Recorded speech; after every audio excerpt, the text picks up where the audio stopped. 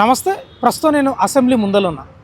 మనకు తెలుసు బీఆర్ఎస్ నుంచి గెలిచి కాంగ్రెస్లోకి వెళ్ళిన లేకపోతే విధేయత చూపుతున్న అనే ఆరోపణలు ఎదుర్కొంటున్న 10 మంది ఎమ్మెల్యేలు ఎవరైతే ఉన్నారో అందులో 5గురిపై ఈరోజు స్పీకర్ నిర్ణయం వెల్లడించే అవకాశం ఉంది. మధ్యాహ్నం 3:30 గంటలకు. మనం చాలా రోజులుగా చూస్తూనే ఉన్నాం. బీఆర్ఎస్ వాళ్ళు కూడా వాళ్ళ అంశంపై ఎవరైతే పార్టీ మారినరో వాళ్ళ అంశంపై కొట్లాడుతూనే ఉన్నారు. సుప్రీంకోర్టుకు పోయినరు. సుప్రీంకోర్టు కూడా స్పీకర్ను వారించింది, హెచ్చరించింది. ఏదో ఒక నిర్ణయం తీసుకోండి, ఎందుకు ఇట్లా డీలే చేస్తున్నారు అని సుప్రీంకోర్టు కూడా గతంలో చెప్పింది మనకు అందరికి తెలిసిన విషయమే.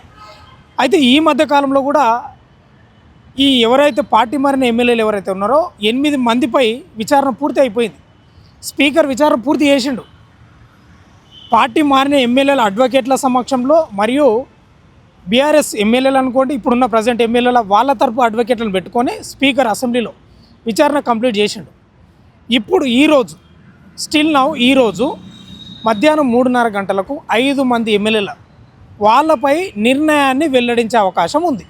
అందుకే నేను ఈరోజు అసెంబ్లీ ముందుకు వచ్చి మీ ముందు ఆ విషయం చెప్పదలుచుకున్నా. అంటే వాస్తవంగా కూడా ఈ యొక్క అంశం చాలా దాదాపు ఒక 1 ఇయర్ అనుకోరాదండి, ఒక 1 ఇయర్ నుంచి నానుతూనే ఉంది. స్పీకర్ నిర్ణయం తీసుకోకపోవడం. గతంలో బీఆర్ఎస్ కేటీఆర్ కానీ చాలామంది వీళ్ళంతా స్పీకర్ దగ్గరికి పోయి ఒక నోటీస్ కూడా ఇచ్చిండ్రు, వినతి పత్రం ఇచ్చిండ్రు, ఏదో ఒక నిర్ణయం తీసుకో అంటే స్పీకర్ కూడా స్పందించలేదు. హైకోర్టు కూడా పోయినరు. హైకోర్టు దగ్గర కూడా పెద్దగా వాళ్ళకు అనుకూలంగా రాలేదు. ఇక లాభం లేదని సరాసరి సుప్రీంకోర్టుకు పోయింది. అయితే ఈ అంశం కూడా చాలా రోజుల నుంచి నెలలుగా కొనసాగుతున్న పరిస్థితి కూడా కనిపిస్తాం. మరి ఏం జరగబోతుంది? ఇవాళ 5 మంది ఎమ్మెల్యేలు వాళ్ళ పేర్లు కూడా మీకు చెప్తాను. ఒకసారి అది ఆ పేర్లు చెప్పిన తర్వాత మీకు చెప్తాను. మరి ఏం జరగబోతుంది? ఈ 5 మంది ఎమ్మెల్యేలు ఎవరయ్యా అంటే ఒకసారి మీకు చెప్తా. వాళ్ళు అరికెపూడి గాంధీ, తెల్లం వెంకట్రావు, బండ్ల కృష్ణమోహన్ రెడ్డి, ప్రకాష్ గౌడ్, గూడెం మైపాల్ రెడ్డిపై అనర్హత పిటిషన్లు దాఖలైన విషయంపై ఈరోజు స్పీకర్ నిర్ణయం వెలువడే అవకాశం ఉంది.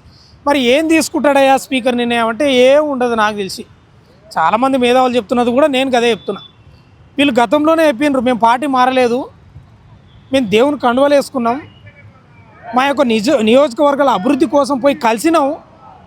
మరి బీఆర్ఎస్ వాళ్ళు ప్రశ్నించారు, మరి కండువలు ఏంది మీ భుజాలపై అంటే అవి కాంగ్రెస్ కండువలు కాదు, అవి దేవుని కండువలు అని వాళ్ళే చెప్పినారు.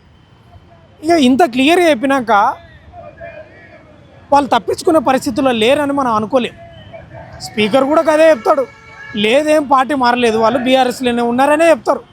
అందుకే చాలామంది మాట్లాడుతున్నారు ఈరోజు నరాలు తెగ ఉత్కంఠ, నరాలు తెగుతాయని. ఏం తెగవు నరాలు ఏం తెగవండి. సుతిల్ దారం కూడా తెగదు. నేను చెప్పేది ఏముంటుంది మరి? ఎప్పుడు నరాలు తెగే ఉత్కంఠ రేగుతుంది అంటే కడియం శ్రీహరి, దానం నాగేందర్ వీళ్ళ అంశంపై తీర్పు వెల్లడిస్తే స్పీకర్ అప్పుడు నరాలు తెగే అవకాశం ఉంటుండే. వీళ్ళ అంశంపై నేను చెప్పిన ఇప్పుడు 5గురు ఎమ్మెల్యేలపై నరాలు కాదు కదా, మామూలు సుతిల్ దారం కూడా తెగదు. కాబట్టి స్పీకర్ ఏదో సుప్రీంకోర్టు చాలా సీరియస్ ఉంది కాబట్టి ఈ అంశంపై ఏదో ఒక నిర్ణయం తీసుకోవాలన్నది నా అంచనా.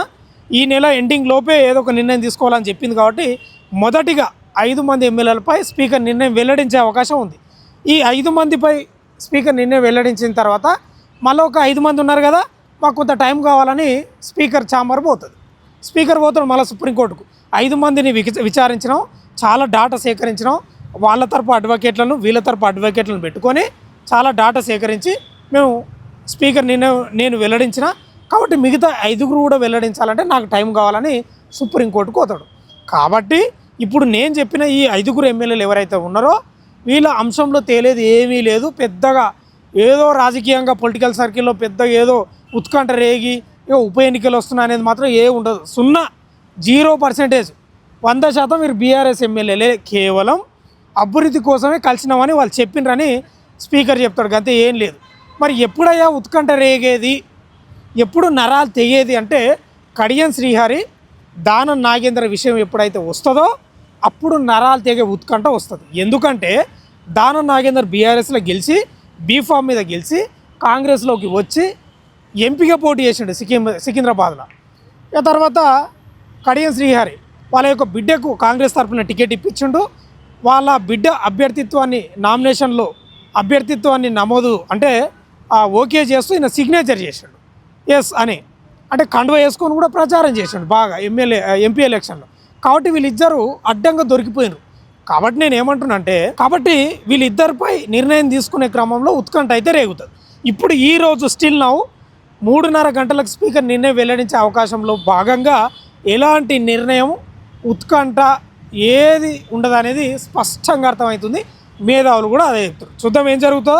మొత్తం అయితే 3:30కు స్పీకర్ వీళ్ళ యొక్క అంశంపై ఏ నిర్ణయం తీసుకుంటారో దాన్ని బట్టి మరోసారి మనం మాట్లాడే ప్రయత్నం చేద్దాం. వీడియో జర్నలిస్ట్ పాషతో భాను, అసెంబ్లీ.